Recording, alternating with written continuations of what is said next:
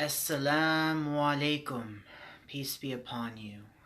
It's now 9 o'clock, after 9 o'clock, and I've been here in my hotel room since 6:55 p.m. trying to prepare what I'm about to tell you now. It has been mind-numbingly painful. It has been so excruciating trying to figure out, how am I supposed to tell this message? How am I supposed to say these words and share these feelings and experiences that are so painful, so complicated, so detailed? Will it make sense? Who's going to be affected by what I share? Who's even going to be listening? I was trying to perfectly craft something. I took notes. I actually outlined everything I was going to say and threw it away 3 times. I tried recording myself off of the live, trying to practice so that I had some idea of what I was going to do. I've been trying so hard, and now I realize I just can't do it perfectly. It's not going to come out perfectly. I'm not perfect. Life's not perfect. And here we are doing the best that we can with whatever we have. The reality is that these stories inside of us have to be told. And it is Satan, it is Shaitan who clamors in the darkness, who craves for things to stay in the dark and not to be revealed in the light, and not to be talked about, and not to be exposed. And it's Satan who threatens us and tells us, well, just don't tell your story. Now's not the time. Bring it up another day, another week, another month, another year, another lifetime. But no, Shaitan is threatening me, telling me not to share my story. But I know that this story has to be served, has to be told, has to be shared.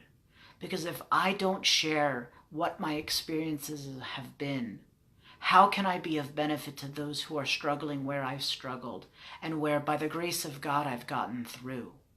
Do you know how hard it is to talk about something that the vast majority of society, not just of one ethnic group or religious group, everybody condemns and stigmatizes mental illness? How do you talk about the most vulnerable time of your life? How do you find the courage to speak? And yet, I know that God sent me, and He sent me with a certain level of pain and struggle, going through the fire, getting through on the other end in order to help other people who are suffering as I am, people who don't know someone else who understands their plight and their suffering, and who's been looking for the solution but doesn't know where to look to find it. If I remain silent and I hide in the shadows and don't reveal this truth, how can I be of service to those who need me? How can I do justice to the gift that God gave me by providing me relief? God didn't provide me relief just so that I could benefit, but He put me here to help other people with these same struggles. And so I'm going to be describing one of the most difficult times of my life, the darkest nights of my life. And yet, I don't even know yet what I'm going to be saying. I don't know what's going to come out. I don't know who or what or when or where. All I know is that this pain was something so severe that I thought I was never going to get through it. I literally felt miserable, despairing the mercy of God, feeling like I would never end, this pain would never end, this suffering would never end.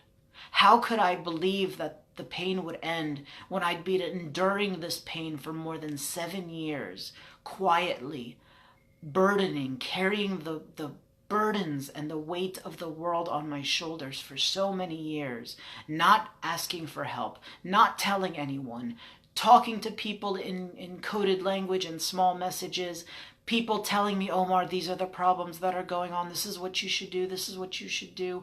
And I just didn't have the strength or the courage to take action. I was afraid for my kids. I was afraid for my family. I didn't want my children to go through what I went through. I felt like I was locked and tied in a place where I could not get out. And the only way I saw relief was the end of my life. Was it reasonable? Was it rational? Of course not. But I wasn't seeing clearly. I was seeing the clouds and the shadows and the casting of the shadows of darkness. And when you're in the dark and there is no light, you cannot see clearly. All I saw as the way out of my pain and out of my problems was suicide. And this was not the first time I'd attempted it. By the grace of God, I've survived. God has not allowed me to leave this earth when I've asked to. He decided that he had a greater purpose for me to stay behind and help others who struggle with this same issue. And I realized in that moment when I took too much insulin as a way to end my life. When the hospital, the ER came, the ambulance came and got me. They took me to the hospital. Of course, I was admitted.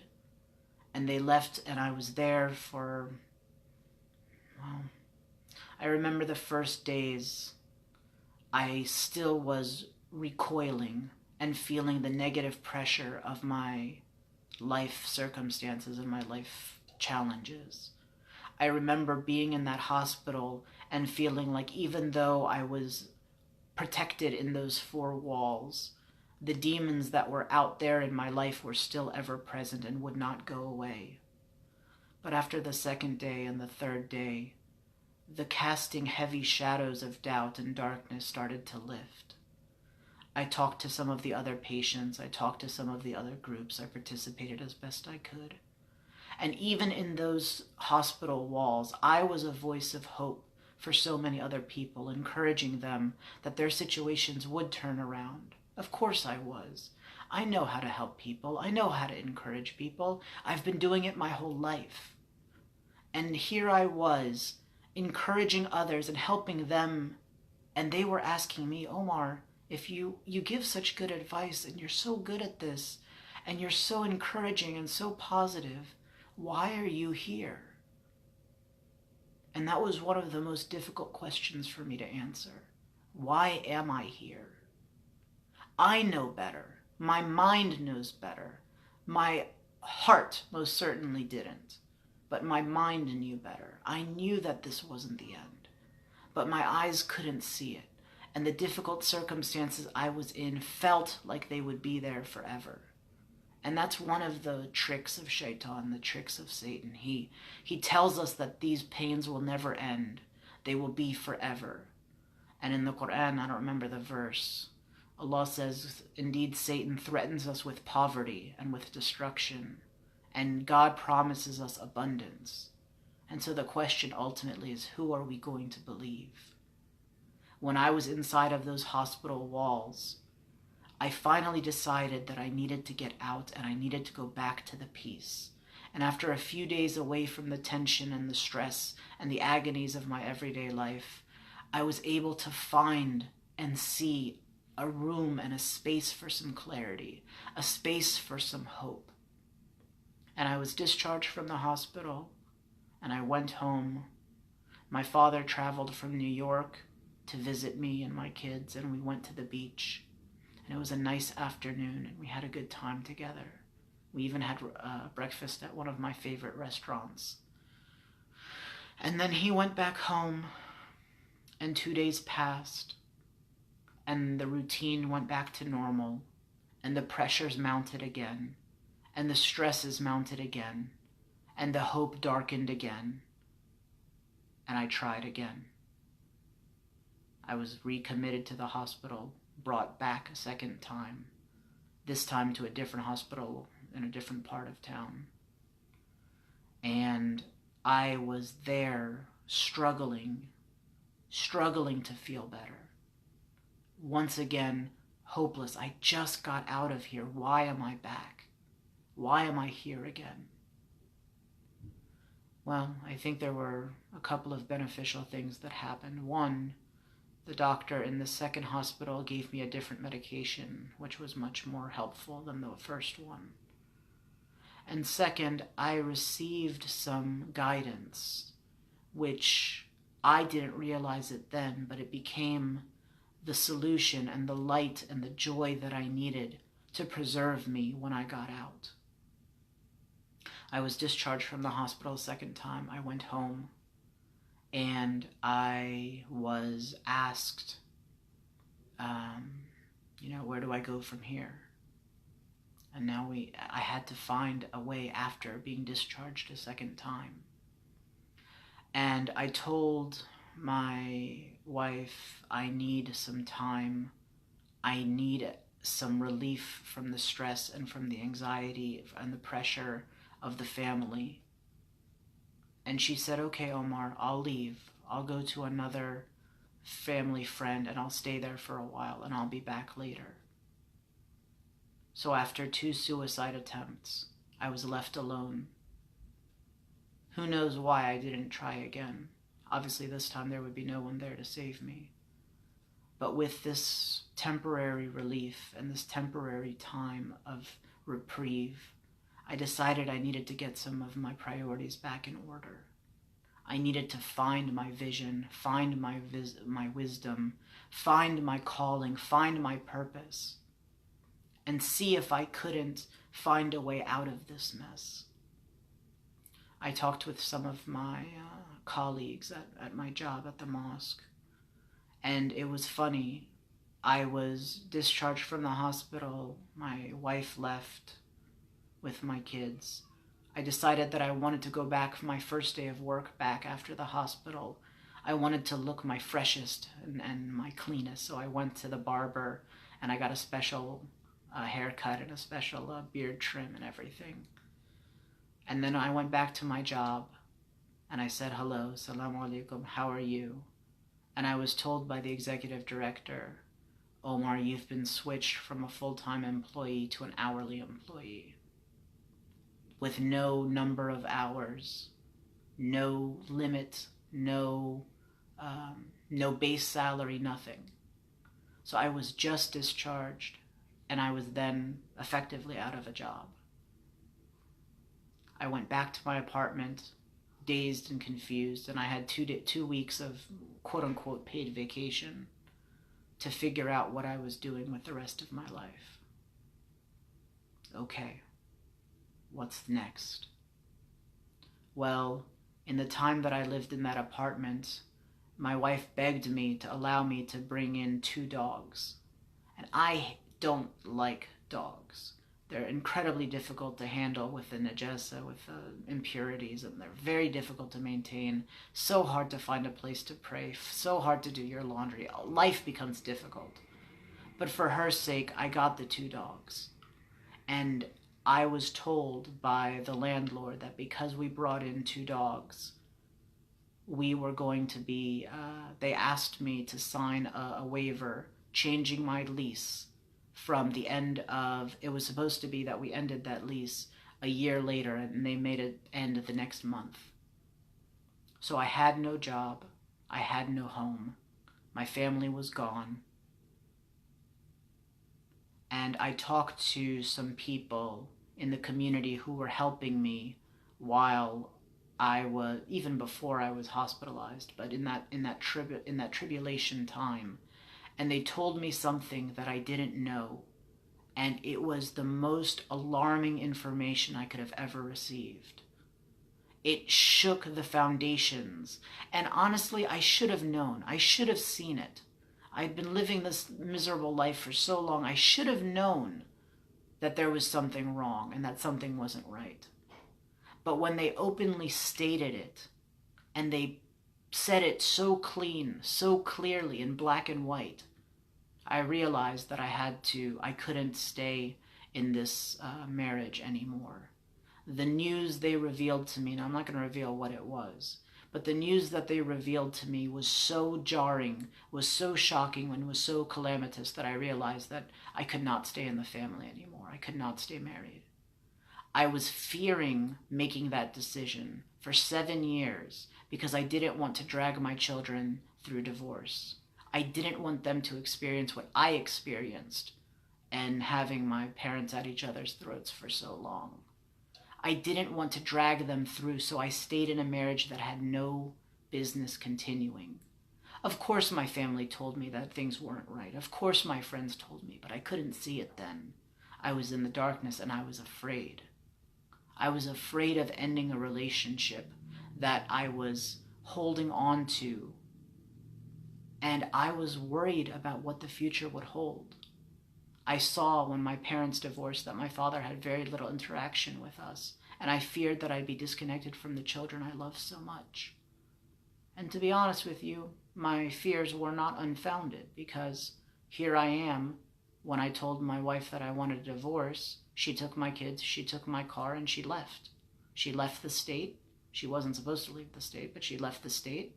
And I've seen my children in the last 2 years 2 times. 2 times in person, a few times on Skype. So was my fear founded? Of course. But it didn't, the misery that I was feeling in a toxic relationship was not worth the cost of my life and my soul and my eternity. Had I been successful in my suicide attempts, only God knows where my soul would have ended up. I'm not here to debate where souls go at in the afterlife for suicide, but there's different opinions, but I'm not going to get into it. The fact of the matter is, it wouldn't have been a good thing for me to leave the world that way. And God decided that I had to stay to help others through these situations. She left, she took the kids, she took the car. I was left alone, and I was going to be evicted in a month, and I had no job. I had to restabilize. I had to get back on track. I had to regroup. I spent a few days with my brother. I spent some time with my mother. And I slowly but surely recovered. But one of the things that was the light that got me through that very difficult period was a practice that I was informed of right at the beginning of my hospitalization. And one of the counselors had said, Omar, it's a good idea that every day you write down 3 gratitudes, things that you're grateful for, 3 affirmations, positive things about your own self, and 3 goals for the day. And if you do that every day, it'll help you to ground your life and ground your day in positivity, help you start off on the right foot, and it'll give you a better day going forward. And when I heard the idea, I dismissed it. I said, yeah, that sounds great, but who has time for that? Who's going to do that? Why am I going to do that? It's not going to work. It's not going to happen. But ultimately, I realized when I got out, when I lost my job, when I lost my apartment, when I lost my children, when I lost my wife, when I lost my car, what time am I losing by focusing my energy in a positive direction at the start of the day? And I was a part of a support group sometime later, and one of my mentors and friends in that group had said, hey, Omar, there's something that I do, and I find it to be a very beneficial practice, and I'd like to share it with you. And I asked him, what is it? And he said, Omar, I write down my prayers to God. I write them down in my journal. And then I take 5 deep breaths in and out.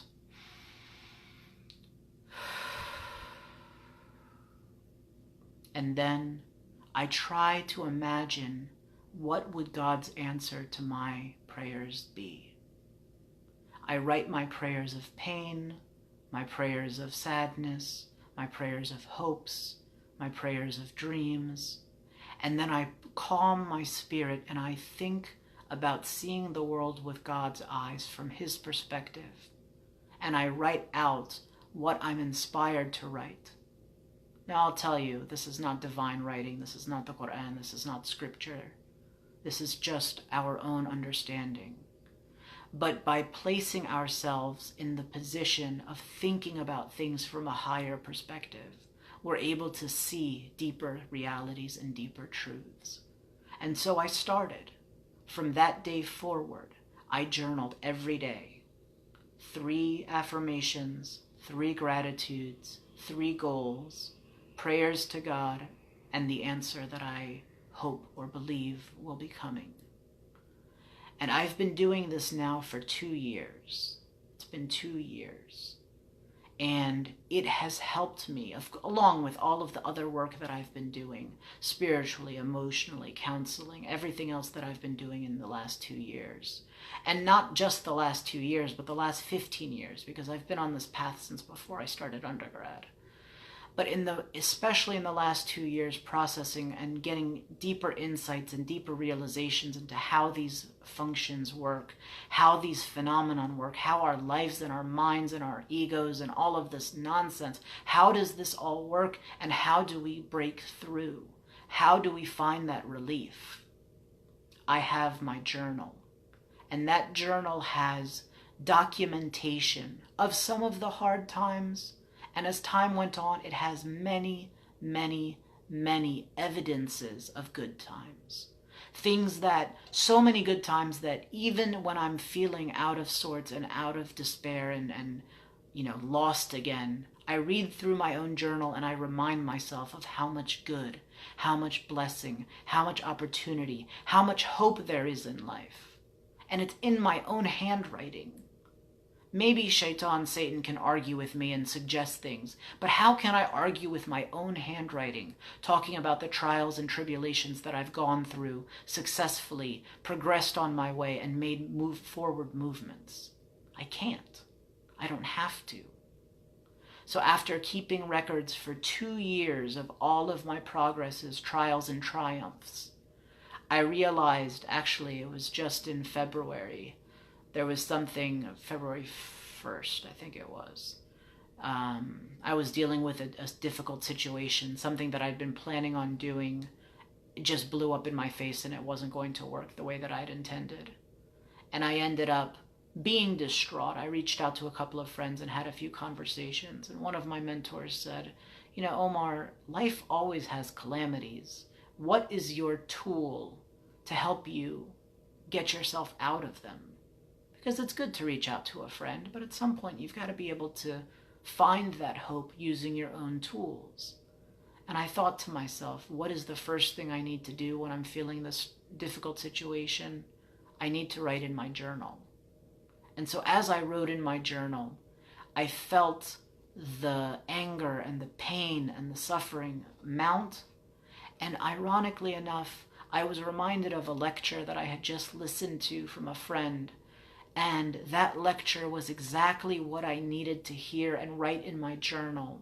And that's what I did. I wrote what came to my heart, and it answered the question as I was asking it.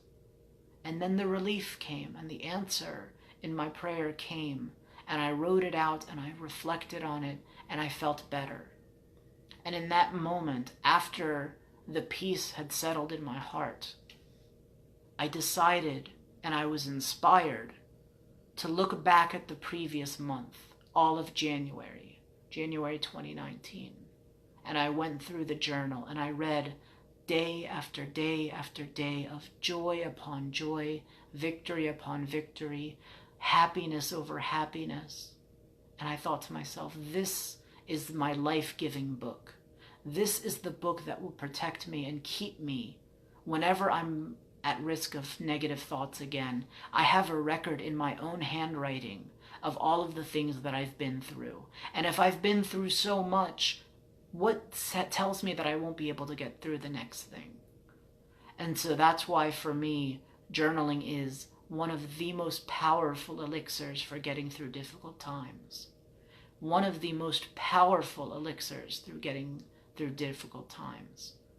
And I guess that's the message that I have to share today. It's been difficult, but I know that it's for a greater purpose, and I know that there are people who can benefit from this and who will benefit from this, God willing. And I hope that something of benefit has been shared with you. I wish you a good night. Assalamu alaikum. Peace be upon you.